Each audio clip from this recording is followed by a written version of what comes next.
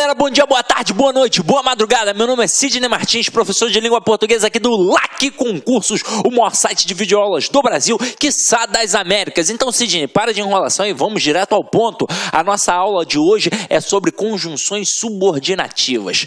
A gente já viu a aula de conjunções coordenativas e agora a gente vai continuar o nosso estudo nessa construção linguística. Então, a gente vai dominar a conjunção subordinativa. Quando a gente fala em conjunção subordinativa, você já sabe que são 10 no total. Na verdade, eu tenho uma conjunção integrante e 9 conjunções subordinativas adverbiais. Caramba, tem diferença, Sidney? Tem, meu companheiro. Vem aqui comigo, ó. Nós temos as conjunções subordinativas. Elas introduzem sempre orações subordinadas substantivas. Quem faz isso? A conjunção integrante. E as orações subordinadas adverbiais. Quem faz isso? A conjunção subordinativa adverbial. Olha aqui o exemplo comigo. Quando você chegar, estaremos em casa. Então, esse quando aqui é uma marca temporal, meu companheiro. Então, é a conjunção subordinativa adverbial temporal. Então, se é uma conjunção subordinativa adverbial temporal, aqui a gente tem uma oração subordinada adverbial temporal. E se eu tenho uma oração subordinada, é porque eu tenho também uma oração principal. E a parte estaremos em casa é a chamada oração principal. Agora, aqui, quero que chova amanhã.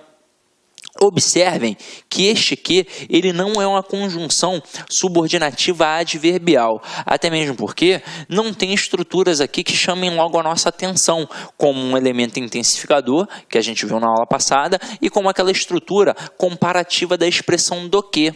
Aqui você vai perceber que dá para eu pegar toda a oração que o que encabeça e substituir pela palavra isso, ó. Quero isso. Então, este que é uma conjunção integrante e encabeça uma oração subordinada substantiva. E o quero é uma oração principal. Detalhe, meu companheiro, aqui você tem uma oração subordinada substantiva objetiva direta. Por quê? Porque está atrelado ao verbo da oração principal, que é o verbo querer. E quem quer nesse contexto quer alguma coisa. Então, um verbo transitivo direto que exige um objeto direto. Sidney, caramba, isso é muito difícil. Então, você vai sanar todas as suas dúvidas na aula de orações subordinadas, que a gente traça as diferenças, as pequenas nuances entre essas orações e trabalha também macetes, principalmente para a classificação sintática das orações subordinadas e mais especificamente ainda para as funções sintáticas da oração subordinada substantiva, que são várias, né? São 6. Então o aluno pira na hora que olha, mas não é nenhum bicho de 7 cabeças. É só a gente estudar com calma e atenção, ok? Mas vamos continuar a nossa pegada aí, meu companheiro. Então vamos lá, ó.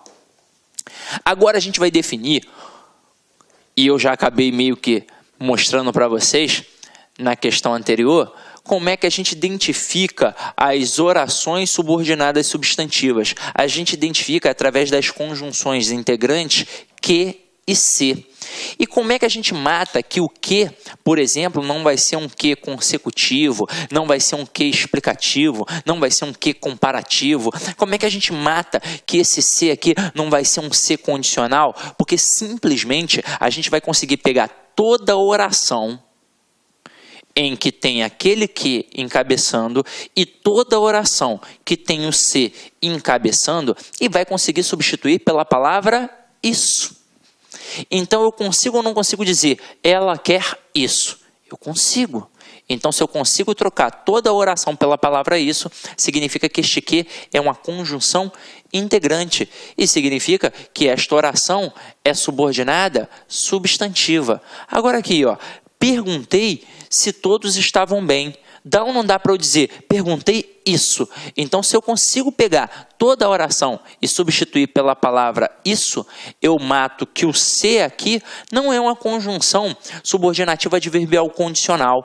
Na verdade, esse se aqui, ele é uma conjunção integrante e encabeça uma oração subordinada substantiva. Ou seja, é muito tranquilo.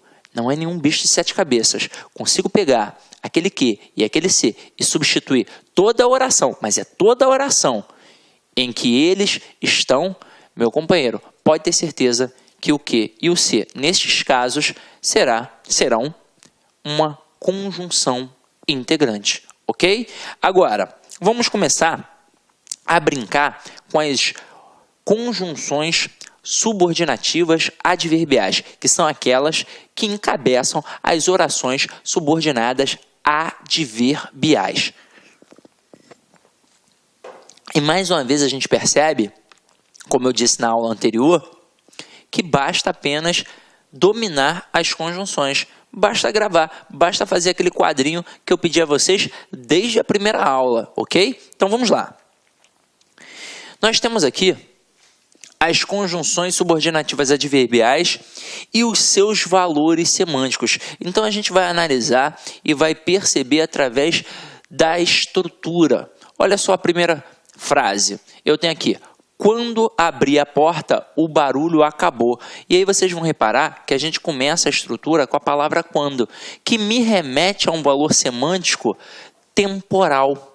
Então, se faz eu pensar em tempo, é porque eu tenho uma conjunção subordinativa adverbial temporal.